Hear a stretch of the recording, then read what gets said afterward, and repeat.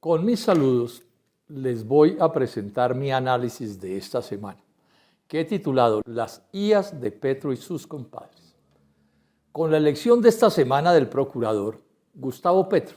como ocurrió con sus antecesores en la presidencia, se aseguró tener a 3 de los suyos en la Procuraduría, la Contraloría y la Fiscalía. Las llamadas IAs, con negativas consecuencias para el país. La Fiscalía, porque por imposición de la Constitución, el fiscal se elige de una terna que presenta el presidente, con lo que se asegura su protección y la de sus socios políticos y privados, como lo han demostrado las pésimas fiscalías anteriores a 2022. Para procurador, Petro eligió a su candidato con el respaldo casi unánime de los senadores de todos los partidos: Pacto Histórico, liberales, conservadores, verdes y de la U.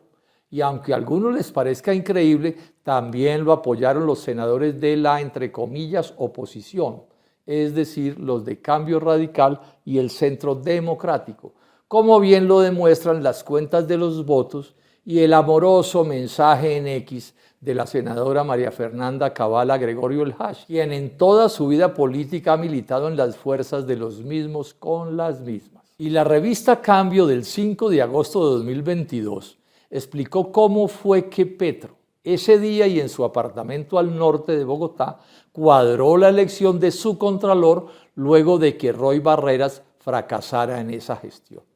Para ello logró que los voceros de los partidos liberal, conservador y de la U, al tiempo en que hablaban con él de sus ministros, aceptaran quitarle el respaldo a su candidata a la Contraloría y se pasaran a votar por el de Petro, Carlos Hernán Rodríguez. Unos días después, los representantes a la Cámara Verdes y los de Cambio Radical y el Centro Democrático también respaldaron el candidato de Petro a la Contraloría.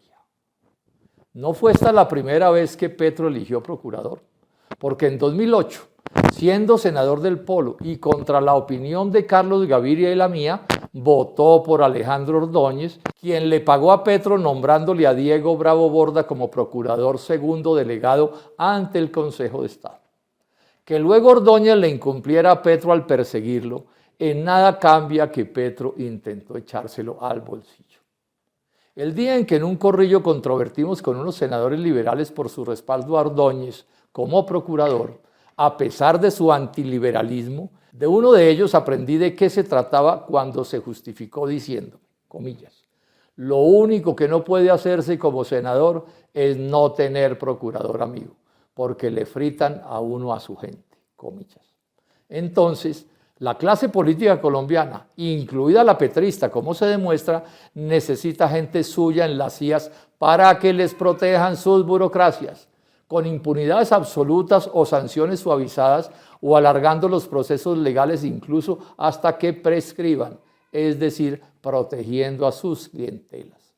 Así se ha permitido gobernar de la peor manera Colombia, manteniéndola en el subdesarrollo, el desempleo, la pobreza, la corrupción y la violencia, y ganar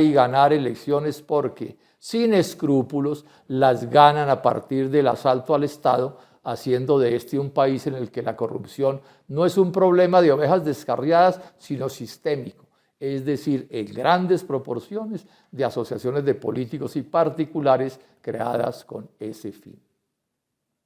Bogotá, 5 de octubre de 2024. Muchas gracias.